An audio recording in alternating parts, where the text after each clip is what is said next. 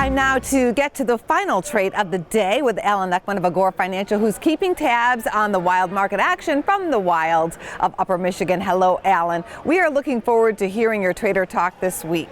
Hello, Angie. I'm up at the Lake Lodge, but I did see a bounce from the bottom yesterday. Hopefully that's just the beginning. But let's talk time. Every time in history so far, when the market sold off, it's bounced back and made new higher highs. And more importantly, time is what we have with our options. What's the latest on some of your trades to date? Current positions. AMD is an August option, so that has about a week and a half, but we did sell into strength and sold half the position with a 50% profit. Let's see what happens in the next week and a half. But the other positions are September Oracle play, September JD.com play, and an October Hewlett-Packard. So we've got a lot of time. Now let's focus on the macro market, not the individual stocks. If you can see the S&P get back above 29.25, that's the halfway point of that drop from the top. And if it gets above that point, then it typically will make another rally and score some new highs.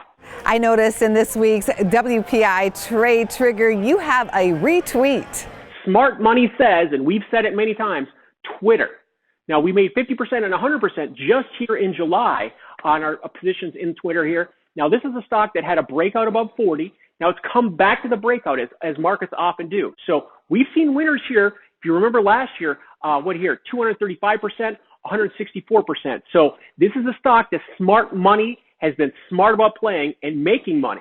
So the position we're looking at here is a September call, the September 37 call in Twitter. Gives us some time, gives us more than a month. We're looking at a month and a half.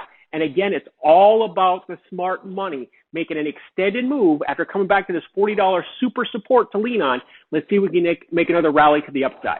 Alan, we're used to hearing about the Fed put. This week in your trading floor takeaways, you are starting with a presidential put. Explain that one. Now, let's remember, the president is a salesman, and his success is dependent on the stock market.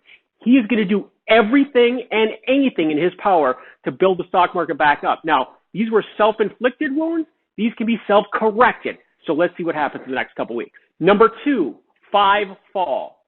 Tech market has fallen 10% or more 5 separate times here in the last couple of years. And each and every time it's bounced back and made new all-time highs. So let's look for tech to lead the way once again. It has to go down so they can go back up. And number 3, the rate reality.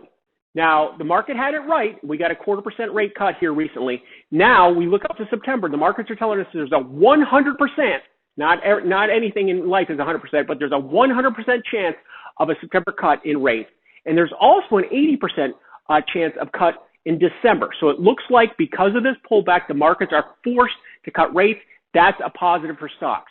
So remember, only 2 weeks ago, we were at all-time forever highs. Success in our strategy is more important than anything using this right strategy on the right stock, and it's done very well. So we will say no more. We'll look for the market to do what it's done every time in history. Thank you, Alan. Safe travels back to the trading floor. Thank you. For more Business First AM, check us out on social media. We're on Facebook, YouTube, and Twitter. And go to businessfirstam.com for where to see our show on TV.